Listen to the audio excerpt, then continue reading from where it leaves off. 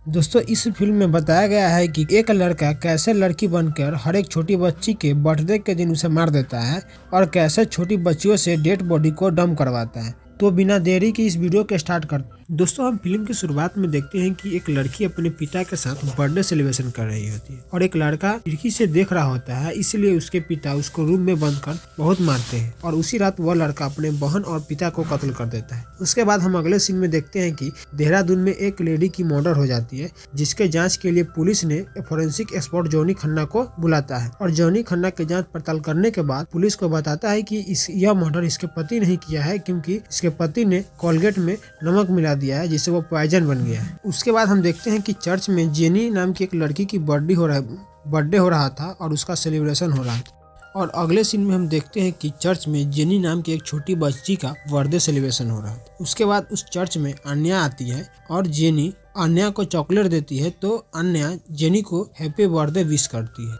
और अगली सुबह हम मेघा नाम की एक पुलिस वाली को देखते हैं, जिसको रावत जी नाम का एक कांस्टेबल का फोन आता है और वो बोलता है कि डमियार में एक बच्ची की बॉडी मिली है जो किसी ने यहाँ पर मर्डर करके फेंक दिया है। उसके बाद हम मेघा को और उसकी माँ और उसकी भतीजी को देख और मेघा अपने भतीजी अन्या से कहती है कि आज मैं स्कूल तुम्हें छोड़ देता हूँ और मेघा अन्या को स्कूल छोड़कर वो पुलिस स्टेशन चली जाती और वहाँ मेघा को एसएचओ साहब बुलाते हैं और बोलते हैं कि इस केस को हैंडल तुमको करना है। एसएचओ साहब फोरेंसिक एक्सपर्ट जॉनी खन्ना को बुलाते हैं देहरादून से और उसका नाम सुनकर मेघा अपसेट हो जाती है कि मेघा को पुरानी बात याद आने लगती है। लेकिन दोस्तों उन दोनों के बीच मिसअंडरस्टैंडिंग की वजह से ब्रेकअप हो गया। उसके बाद मेघा उस चर्च का सीसीटीवी कैमरा फोटो को देखती और उसमें अन्या भी लेट से चर्च में आ रही होती। जब चर्च खाली हो जाती है तो जेनी अपनी बोतल लेने के लिए अंदर जाती है और जेनी चर्च के पीछे वाले दरवाजे के पास जाती है और वहाँ से जेनी को कोई हाथ पकड़ के खींचता है। इससे यह क्लियर हो जाती है कि किडनैपर जेनी को जानता है। उसके बाद हम देखते हैं कि जॉनी मसूरी में अपने भाई के घर पर जाता है। उसका भाई अकेले अपने डॉगी के साथ रहता है, क्योंकि अभय और अभय की बीवी और एक बेटी एक मेला में घूमने जाते हैं और वहाँ पर उसकी बेटी की मर्डर हो जाती है। उसके याद में अभय की बीवी आत्महत्या कर लेती है, लेकिन अभय की एक बेटी को अन्या ने अपने घर ले जाता है, क्योंकि अन्या को लगता है, लेकिन अभय की एक बेटी को मेघा ले जाती, क्योंकि मेघा को यह लगता है कि अभय के गलती की वजह से वह दोनों मारे गए। उसके बाद जॉनी फोरेंसिक लैब में ब्लड लगा हुआ फ्रॉक को अच्छी तरह से देखता है, जो जेनी का होता है।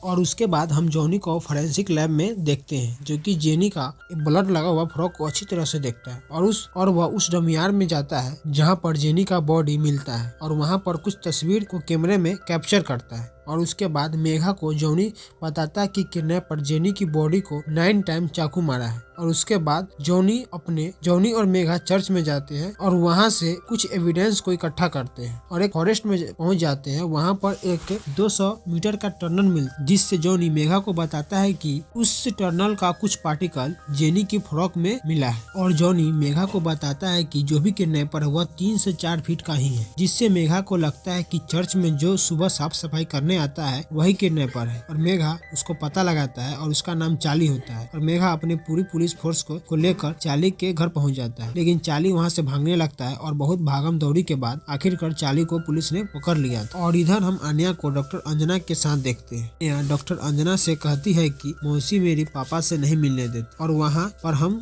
बूढ़े व्यक्ति को देखते हैं जो डॉक्टर अंजना के पिता जैसे ही थे और उन्हें ब्लड कैंसर होता है। और वह इधर मेघा चार्ली से पूछताछ करती है पुलिस स्टेशन में, लेकिन चार्ली बताता है कि मैं आपके डर से भाग गया था और मैंने कुछ नहीं किया है। तभी जॉनी जेनी के बॉडी के पास से फुटप्रिंट को चार्ली के फुटप्रिंट से स्कैन करता है, लेकिन उन दोनों का फुटप्रिंट स्कैन बराबर नहीं होता है। तभी इधर मेघा जस्सू पहाड़ी के घर अकेले जाती है और वो देखती है कि उसके दरवाजे पर ताला लगा होता है, लेकिन मेघा उस ताला को तोड़कर अंदर चली जाती है। जस्सू पहाड़ी अपनी घर के अंदर ही छिपा रहता है और अन्य अपनी नानी के साथ एक बर्थडे पार्टी में जाती है, जिसमें हम अदिति नाम की एक लड़की छोटी को देखते हैं जिसका आज बर्थडे होता है और वह अदिति और अपनी दोस्तों के साथ छुप छुप के खेल रही होती है। अदिति भी जेनी के तरह गायब हो जाती है। ऐसा लगता है कि अदिति भी उस किडनैपर को जानता है। अदिति के पिता एमएलए होते हैं और पुलिस को बोलते हैं कि मेरे बेटी को खोज कर लाओ, नहीं तो पूरा पुलिस फोर्स को जीना मुश्किल कर दूंगा। तभी पूरी पुलिस फोर्स खोजने लगती है, लेकिन नहीं मिलती है। तभी जॉनी खन्ना जंगल में खोजता है तो उन्हें ब्लड का सैंपल मिलता है, तो अदिति का ही होता है और उस ब्लड में एक और सैंपल होता है, वह किसी दूसरे मेल का होता है और जॉनी मेघा को बताता है कि यह फुटप्रिंट जो मिलता है जो यह बताता है कि किडनैपर के दाहिने पैर में चोट लगी हुई है। और अगली सुबह जॉनी कमिश्नर का एक फुटप्रिंट का फोटो दिखाता है और बताता है कि यह जो कोई भी है उसका वजन 40 किलो तक ही होगा और चार्ली का वजन 45 किलो है और इससे 40 गुनागार है। जो भी कातिल है वह 10 से 12 साल का बच्चा है जो यह सब कर रहा है, लेकिन कमिश्नर नहीं मानता है। तभी जॉनी हिस्ट्री की दुनिया में जाता है और बताता है कि और मेघा कमिश्नर को बताती है कि जस्सू पहाड़ी ने बयान दिया है कि जब सुबह 4 बजे जब वो कचरा उठाने गया था तो एक छोटा सा बच्चा बॉडी को रेलिंग के उस पर फेंक रहा था, लेकिन उससे नहीं फेंका गया और वह वहां पर उसे छोड़कर चला गया। उसके बाद जस्सू सुपारी की मदद से पुलिस उसकी स्केच बनवाती है और सभी पुलिस स्टेशन में सर्विलेंस कर देती है। तभी मेघा को ऋषिकेश के पुलिस स्टेशन से कॉल आता है। वह बताते हैं कि 3 साल पहले ही यह लड़का अपने माता पिता को मार कर आया था। उसका नाम रोहन होता है और वह 11 साल का है। और इधर मेघा को पूरे न्यूज़पेपर में रोहन का एक फोटो छाप देती है और पूरे स्कूल को बंद करवा दिया जाता है। तभी हम अंजना को देखते हैं जो अन्या के साथ होती है और उसके बाद अन्या वहाँ से गायब हो जाए। तभी मेघा अंजना को पार्क में खोजने चली जाती है तो वह देखती है कि वहाँ पर अन्या के साथ रोहन भी झूला झूल रहा। पुलिस उसे वहाँ से पकड़ लेती है और उस पार्क में ही अदिति का बॉडी मिलता है। लेकिन उसके बाद मेघा रोहन से पूछताछ करती है, लेकिन रोहन कुछ भी नहीं बताता है। और इधर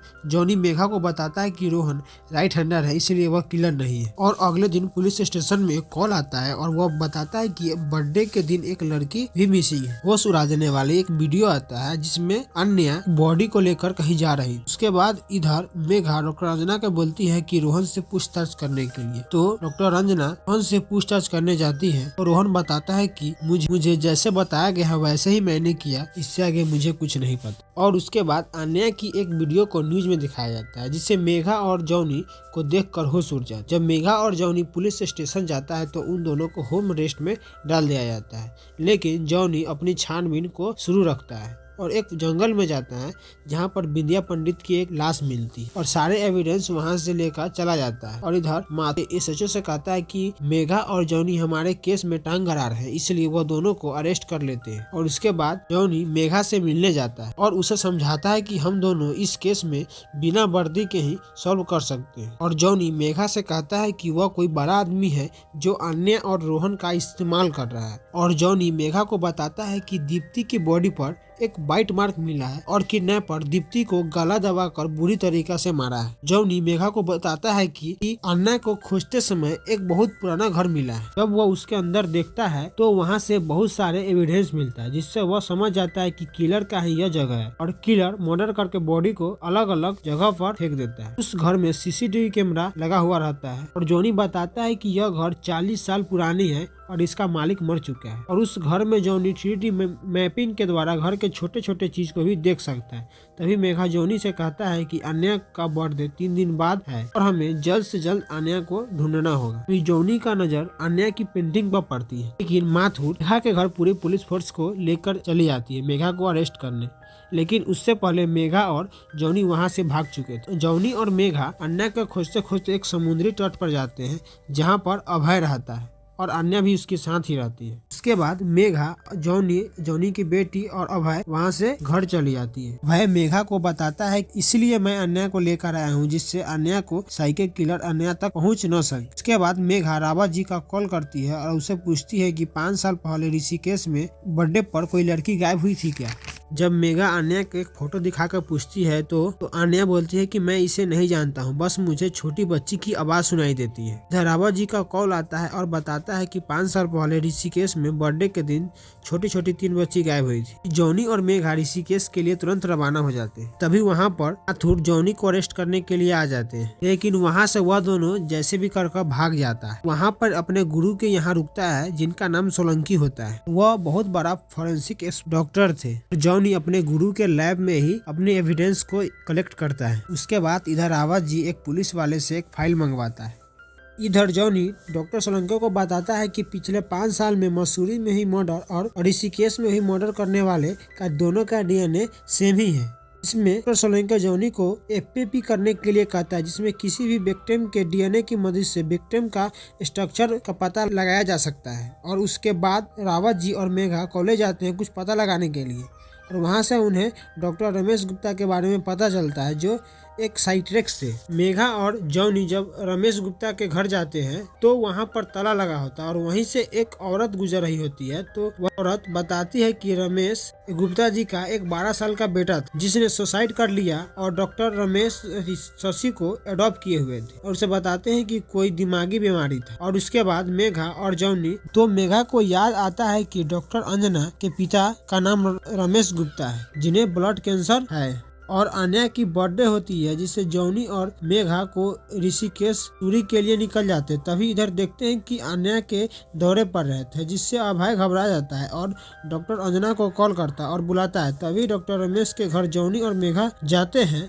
तो डॉक्टर रमेश ऑक्सीजन ले रहे होते हैं। उसी समय डॉक्टर सोलंके जॉनी को कॉल करके बताता है कि फिनोटाइपिंग प्रोफाइल का फोटो भेज दिए हैं। उस फोटो को देखता है तो शशि होता है जो डॉक्टर अंजना होती है, और डॉक्टर रमेश बताता है कि एक बार वह किसी का मर्डर करके आया और वह घर छोड़ के चला गया। तभी मेघा और जॉन समझ गया था कि डॉक्टर अंजना ही शशि है और वह अपना पूरा पहचान बदल लिया था और शशि उन बच्ची को मारता था जिनसे वो क्लास लेता था, और माथुर मेघा और जॉनी को अरेस्ट कर लेता है। और हम इधर देखते हैं शशि जो डॉक्टर अंजना होती है वो अभय के घर पर जाती है और अभय को चाकू मार देती है जिससे अभय घायल हो जाता है, और वहां से अंजना अन्या को लेकर चली जाती है। और शशि साइट्रेक्स था जो बच्चों को स्लैब करने के बाद जो मर्जी है उससे वह करवाता था। उसके बाद शशि जिस जगह पर मर्डर करता था वहां पर अन्या को लेकर जाता है, लेकिन जॉनी का भाई अभय का कॉल आता है और जॉनी, मेघा और माथुर अंजना के